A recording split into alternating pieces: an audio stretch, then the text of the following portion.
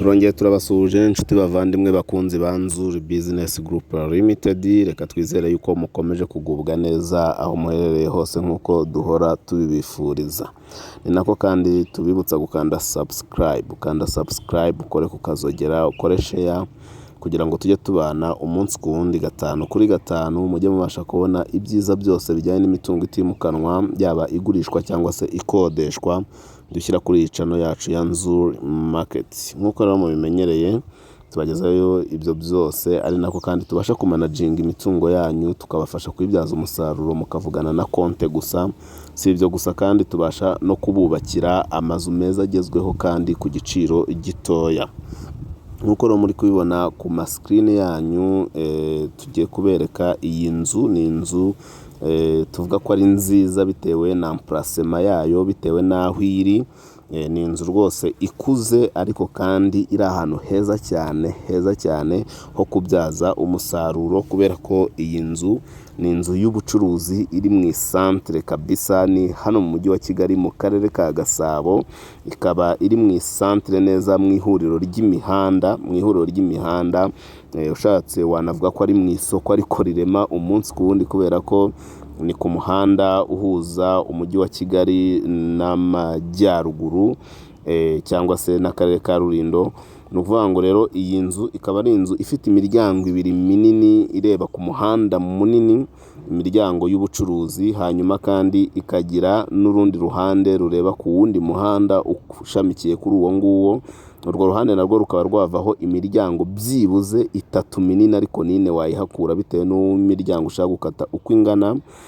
Ariko kuri ubu ngubu hakaba harakorerwagamo imirimo y'akabari gafite bingaro zigera muri 4, sale, kontwari, igikoni, stoke ndetse n'amatoilette ndetse n'urwambariro rw'abakozi.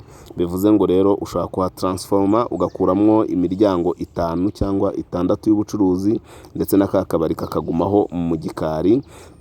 Ari nako kandi ushaka no kavugurura, cyane yuko iyi nzu gutya imeze rwose yinjiza amafaranga 300,000 by'amanyarwanda, nibyo yinjiza buri kwezi, ariko bivuze ngo uyitransformye ushaka kwinjiza kugeza kuri miliyoni.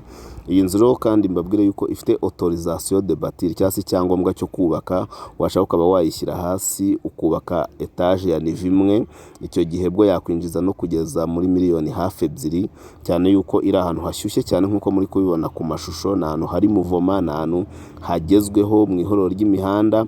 Ntimukangwe nuko muri kubona ari umuhanda w'igitaka, ariko mu by'ukuri ni kaburimbo. Mvuze ko ari kaburimbo sinaba ngiye kure y'ukuri, cyane yuko kaburimbo bayicumbikishirije hafi yaho, bagiye kuyikomeza bakayikora hose ikahagera.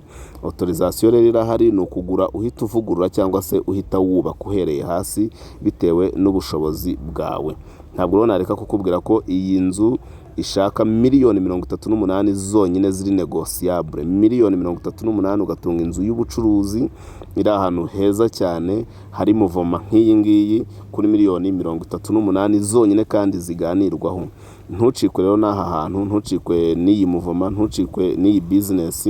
Waduhamagara kuri 0788 48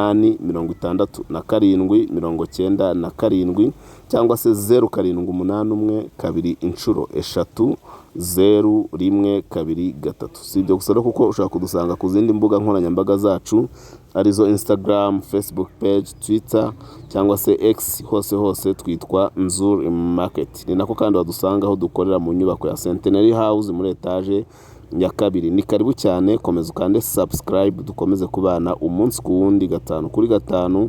Iwacu mukiriya ni umwami.